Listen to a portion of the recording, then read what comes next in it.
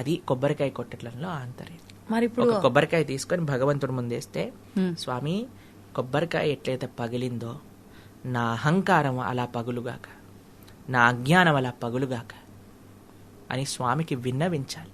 కొబ్బరికాయ కొట్టడం తప్పు కాదండి.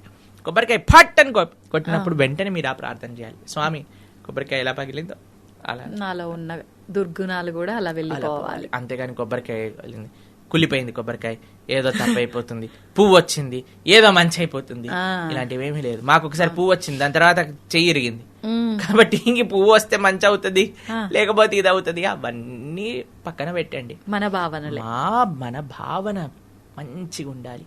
స్వామికి ఎందుకు నేను కొబ్బరికాయ కొడుతున్నా, ఎందుకు తలనీలాలు ఇస్తున్నా, ఎందుకు దండవత్ ప్రణామం చేస్తున్నా భగవంతుడి ఆలయంలో, ఎందుకు కాళ్ళు కడుక్కొని లోపలికి వెళ్తున్నా, ఎందుకు స్వామి దర్శనం ఆపాదమస్తకం ఎందుకు దర్శనం చేసుకుంటున్నా, తీర్థం ఎందుకు తీసుకుంటున్నా, ప్రసాదం ఎందుకు చూస్తున్నా, ఆలయంలో కూర్చోమని ఎందుకు అంటారు, ఇవన్నీ మనకి తెలిసినప్పుడు ఎంత ఆనందం అండి.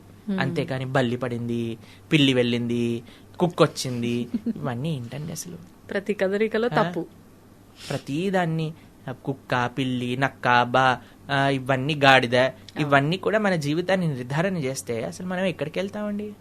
నీ చేతుల్లో ఉంది నీ జీవితం, నీ భావనలో ఉంది నీ జీవితం, భగవత్ కృపలో ఉంది జీవితం, నీ సంకల్ప బలంలో ఉంది నీ జీవితం.